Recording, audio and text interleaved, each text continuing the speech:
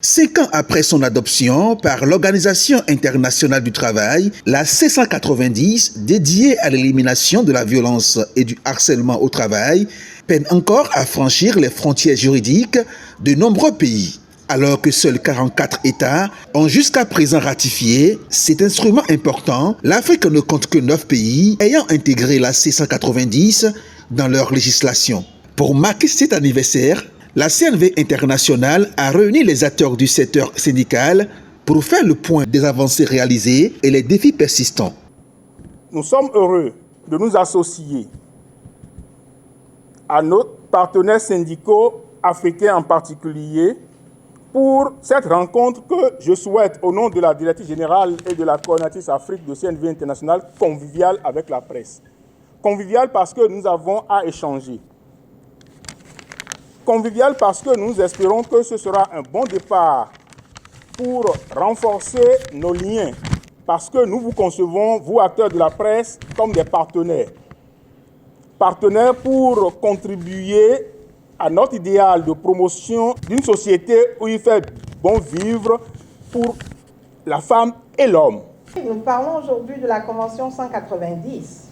Et cette Convention 190 est l'œuvre des travailleurs et travailleuses affiliés à la CSI Afrique, mais également qui sont sur d'autres continents, qui donc, aux côtés de leur gouvernement et des employeurs, se sont dit la violence et le harcèlement dans le monde du travail et la violence domestique, le harcèlement, sont des fléaux de notre temps et qu'il faudra des dispositions légales, des instruments pour pouvoir donc cadrer, canaliser et punir tous ceux et celles qui commettent ces actes-là et protéger les victimes et ensuite faire de la prévention.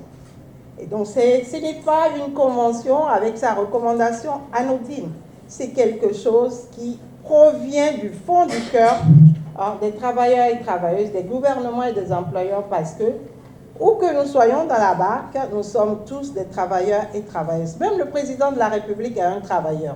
C'est celui qui sert le plus la nation, qui travaille le plus, il a besoin d'être protégé. Cette conférence de presse vise non seulement à dresser un bilan des efforts déployés, mais aussi à encourager une prise de position ferme de la part des dirigeants africains en vue de la ratification de cette convention essentielle. Il n'y a plus depuis 5 ans d'acteurs de la vie sociale qui soient face à des actes de violence, qui puissent dire « je ne sais pas comment classer ce cas ».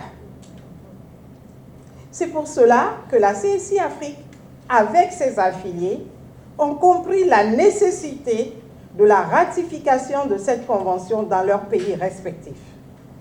C'est pour cela que nous sommes ensemble ici depuis 3 jours et que nous discutons de cette convention-là depuis 3 jours pour voir où est-ce que nous en sommes.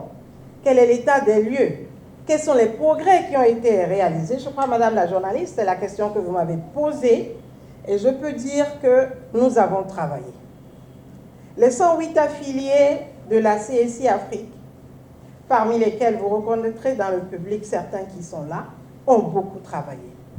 Parce que dans cette convention, on a assigné à chaque constituant de l'Organisation internationale du travail son rôle.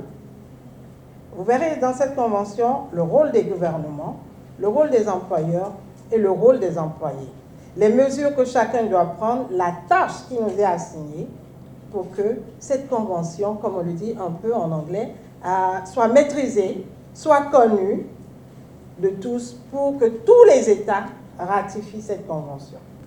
La COSI Bénin a beaucoup travaillé, surtout avec l'appui technique et financier de son partenaire privilégié, la CNV internationale, que nous saluons au passage.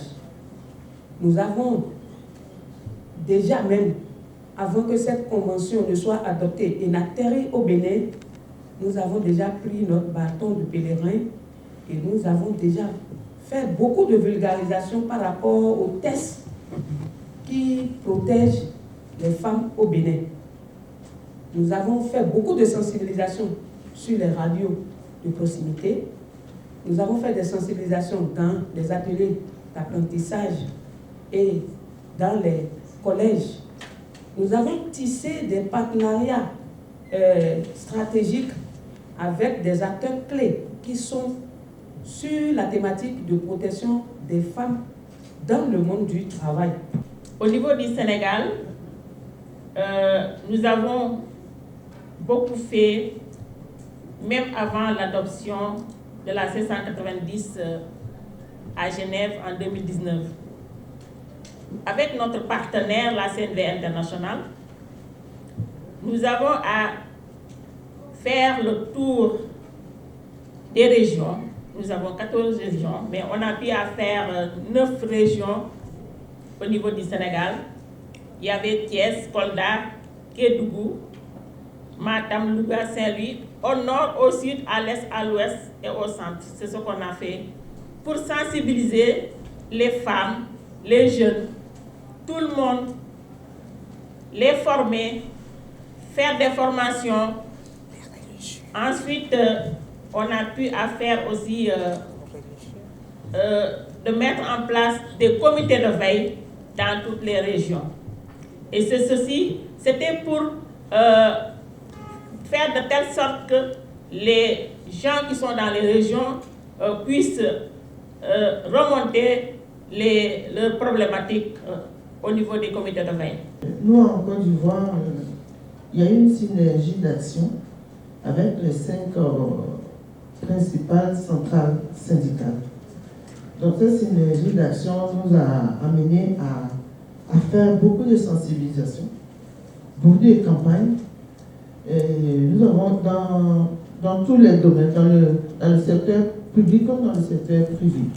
Et non seulement nous ne sommes pas arrêtés à là, mais nous avons continué à sensibiliser, à faire beaucoup de communication, à faire des plaidoyers. Et nous sommes allés jusqu'à dans les entreprises. Et nous sommes allés voir même les chefs d'entreprise pour qu'ils viennent avec nous pour que nous puissions ratifier cette convention.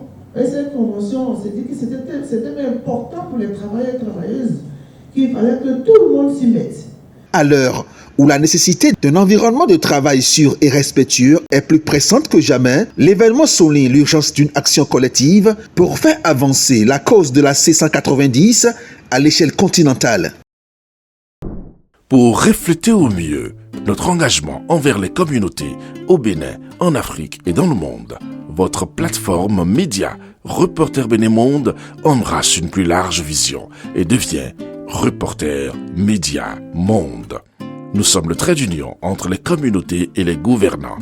Suivez-nous via notre site www.reportermediamonde.com et en vous abonnant à nos différentes pages sur les réseaux sociaux. Reporter Média Monde.